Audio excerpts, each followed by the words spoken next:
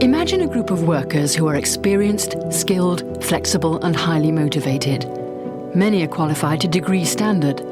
They're invariably fluent in another language, can manage rapid change and have long experience of other cultures. Ideal employees. They'd have no problem finding work, surely. Wrong. A recent Home Office survey found that well over 60% of them never achieve paid employment in this country. Who are they? Refugees.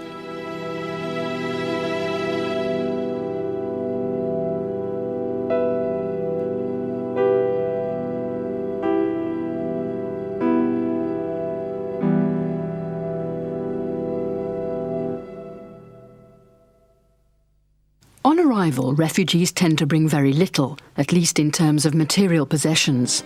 But history is littered with their extraordinary contributions of other kinds.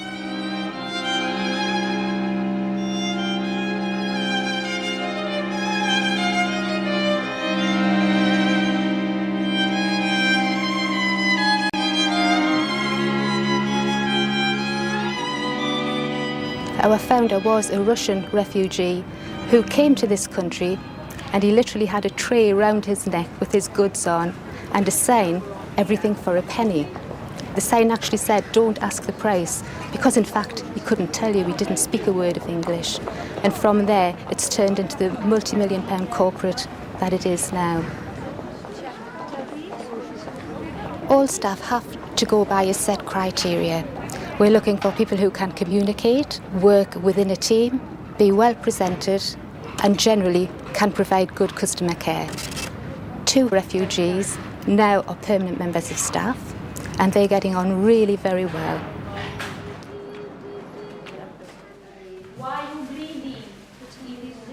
Dr. Amra Pachuka is typical of modern refugees. She had been a doctor in Bosnia for 18 years before her family's life fell apart. Forced to leave with her children, her husband still in the camps, she arrived in Britain 3 years ago. In Bosnia, she'd been a senior doctor supervising the assessment of people's pensions. And don't forget that you are 92 years old. Don't forget.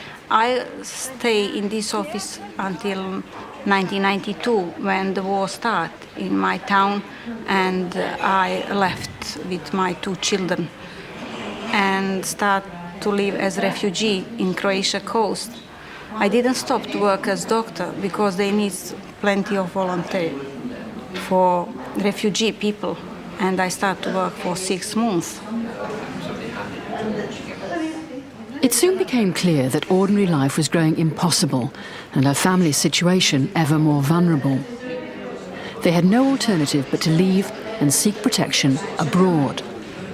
For first time when I arrived in England, it was a big shock for me because I really came for short time, for 6 months, while probably things needs to be sorted in my country.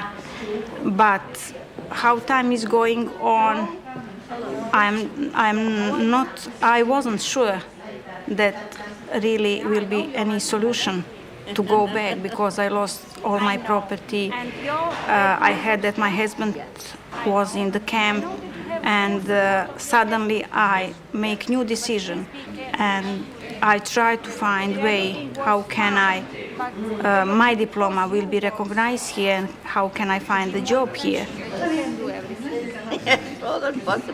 I know, I looking you during the night. She soon found voluntary work with local GPs, and last year was appointed a junior hospital doctor in the Department for Elderly Care at the Cumberland Infirmary. I think our nervousness about language problems turned out to be without foundation. She's got on very well with the patients and the staff. She's learnt a lot as she's gone along, but we've also learnt from her. And she's been a joy to work with, and also been a great stimulus in the department. In what respects?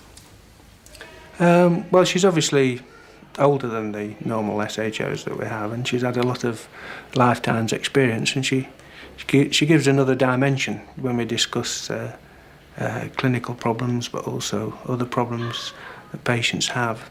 She can relate to her background, a Bosnian experience, which always adds to the discussion. I'm Dr. George. I work with Dr. Billett. Pleased to meet you, lad. Aye. Good. But my doctor is... Soon after arriving, Dr. Pachuca contacted the British medical authorities in order to try to establish her credentials. What am I demonstrating? But with all her diplomas and certificates left behind in her flat in Bosnia, this proved difficult. You know, when I left my town, I didn't know that I left forever. I think that I left just for a few days and go back. And the people who pushed me from my flat didn't allow me to take anything. When I came to England, as well, it's problem because I have not any document. When I was in contact with my mother-in-law, she knows what means my diploma for me. She has a double key and came to the flat and took everything what I need. She stole documents and everything. You could argue that, particularly dealing with elderly people, perhaps sick elderly people, that it's nice to have a doctor that's had a lot of experience themselves. Perhaps you could say it's much better than perhaps having somebody that's had a very sheltered existence and just come out of university. You surprised me from the best way. It is marvelous time, in one way, to learning medicine and do everything what English doctor do. And in the same time, it is very hard job.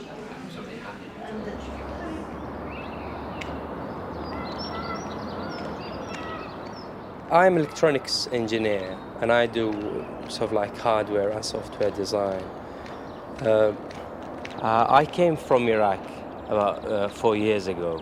First I was in London and I did like English classes. I went to different schools, to learn English. After that, I got on a course, an MSc course in Newcastle University in electronics engineering, which is was my first degree. I came top on the MSc group, which was about 10 students. Since then, I worked for British Gas as a contractor for a year, and after that, I'm now employed in the Northeast in a small electronics firm.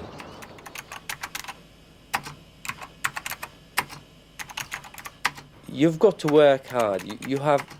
You must never give up, because there's always a program to improve yourself. You can always find a way, training programs or going to the universities. There's a lot of these programs around actually. But you don't expect somebody to come and knock on your door and tell you, look, come, I've got a job for you, because basically there are lots of people unemployed there. So you've got to compete. You've got to show yourself useful. And I think you've got to work very hard for it. You never give up.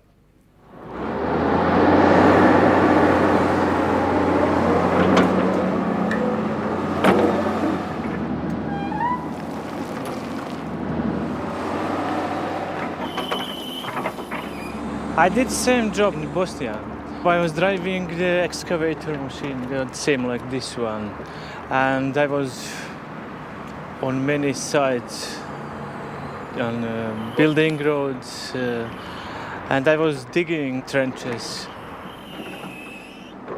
When war started, I stuck in Croatia. Then I was put in a concentration camp through the international organization. I came to Britain. I'm in Britain about 2 years, and I learned the English. The most important thing is knowing English and communicate with the people.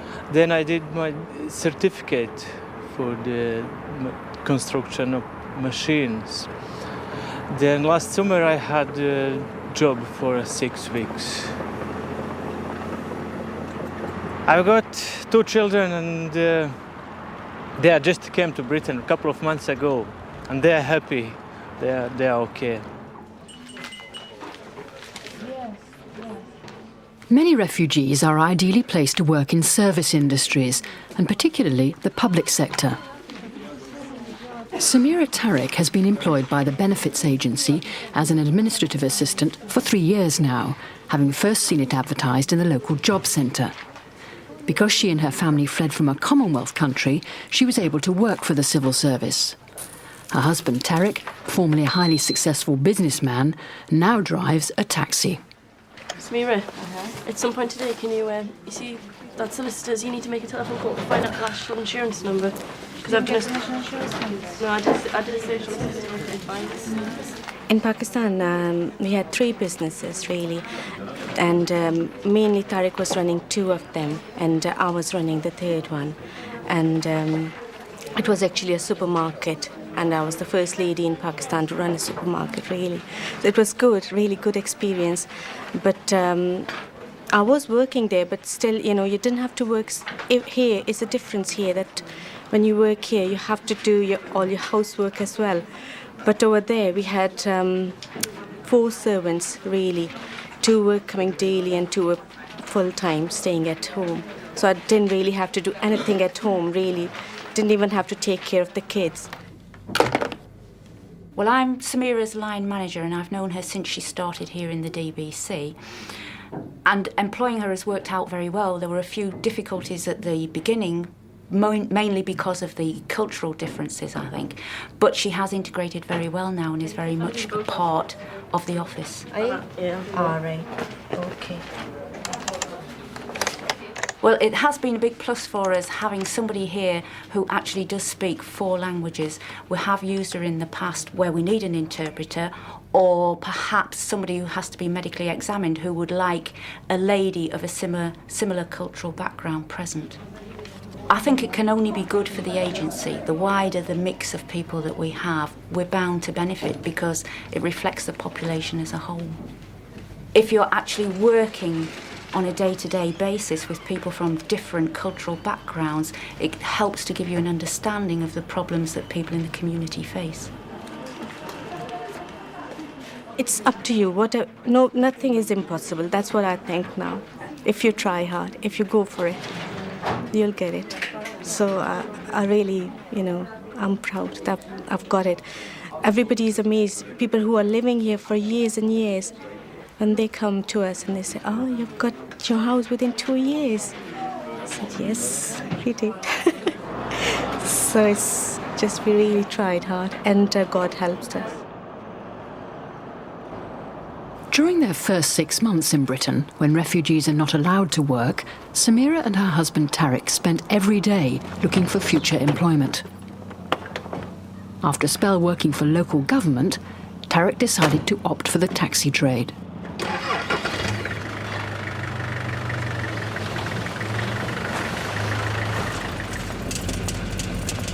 I decided to go into self-employment because I wanted to work in a very free environment whenever I feel like I can work. Plus, if you work for yourself, you can earn more. I had the opportunity to buy a black cab in October 94. I bought my own black cab. But before that, I used to drive a rented one. On average, I'm working about between 65 to 70 hours a week. 65 to 70 hours a week because you got to work. Because taxi is such a thing where you got to be mentally prepared, because if you work 6 to 7 or 8 to 9 hours like office, you won't be able to survive, you know. So you got to be prepared working 10 hours a day.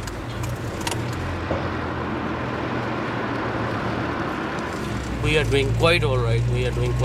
We know what we have lost, and we know we cannot get it back. What we have lost is such a loss, it's not repairable at all. And we don't want any changes at all.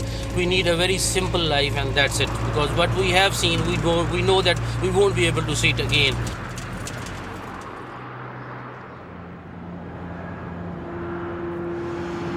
Whenever refugees flee their countries, they arrive to the UK, for example. It's very difficult initially to believe that they have arrived to safety. It is an inner struggle within them. It's true that they have arrived to where they could feel safe, where they could prove that they have potentials. That's why they try to put massive effort from their experience or from the past into their current job. And you'll find them coming over always with great ideas, with innovation, just to prove that they have as well much to give. Daoud Zaoura, a Palestinian, has been stateless all his life. He now works for an organisation providing advice and support for homeless people. Actually, homelessness is similar to refugees in their own country.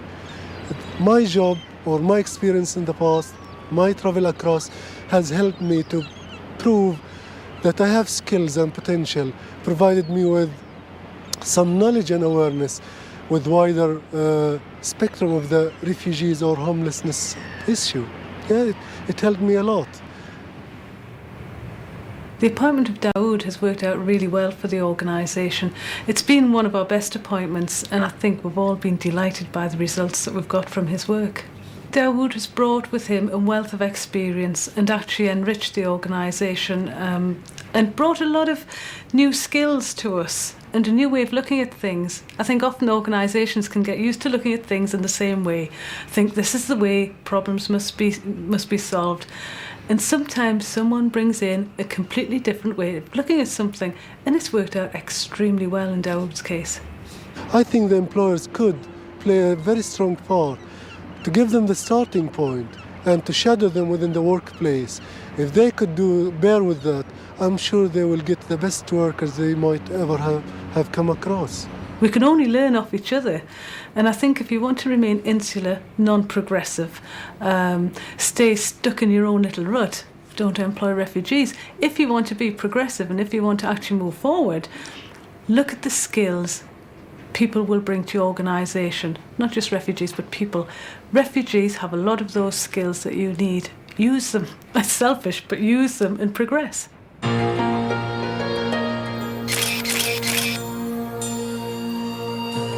These are just some of the 20 million people worldwide who have suffered the pain of being forced to flee their country because of threats to their lives and their freedom.